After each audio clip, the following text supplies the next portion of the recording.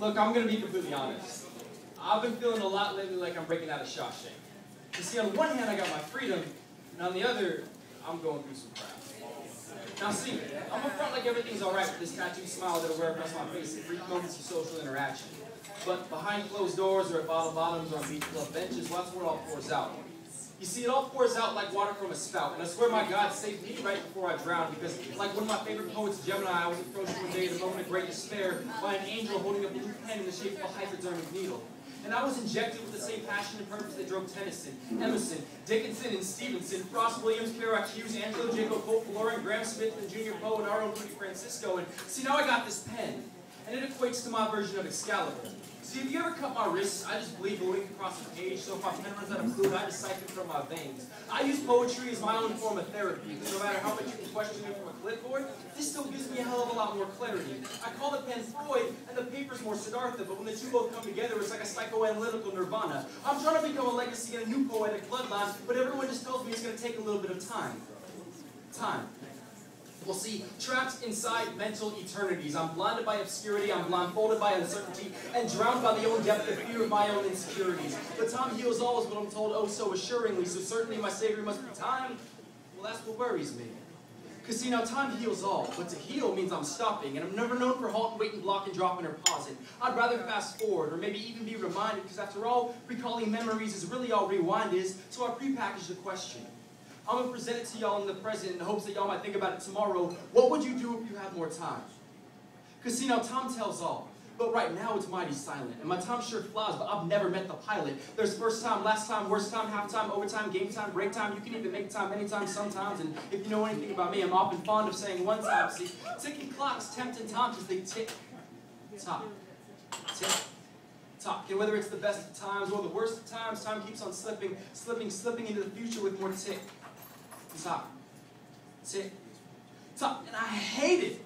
Because see now, ticks try and suck the life out of me, and they're known for spreading time disease. And talks nowadays are rarely genuine enough to even maintain a second of my attention. And I'm gonna be honest, I'm attention deficit. So if I'm ever focused, you better believe it's relevant. If you could have a moment, how would you best relish it? Would you choose to be intelligent? Would you choose to be ignorant or choose to be intelligent? Would you go back and take away the facts that you wish you didn't know? Or maybe react differently and learn a little more? See, if you could trap time in a thermos over glass, would you relive a memory or make a brand new one in the past?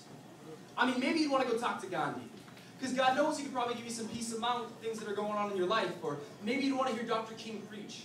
From the Uamal steps to the Lincoln Memorial as the August heat beat down across you and the other 200,000 gathered around the reflecting pool. And as a casual time traveler, you wouldn't take note of the irony of the word reflecting.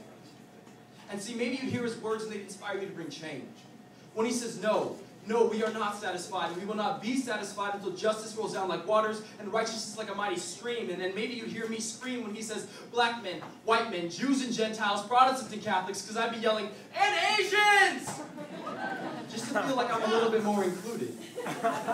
See, I've concluded that I would love to see the world pre-industrialization and pre-imperialism. And I'm not saying to necessarily run around with Sacagawea and Pocahontas, but just to see the world for the natural beauty that we so take for granted every day. But see, now seconds turn to minutes, into hours, into days, into weeks, into months, into years, into decades, and I would sacrifice 10 years of my life for 1 minute if I could just go back. And I'd open up that jar that contained the radiant firefly that with the time, and I'd be able to have the opportunity to tell my grandfather that I loved him. Because by the time that I was old enough or competent enough to even know what that meant, he was already part of the past. I mean, 68 years must have gone by so fast. I wish I could freeze time like a photograph, even for a minute, just so I could have that moment back.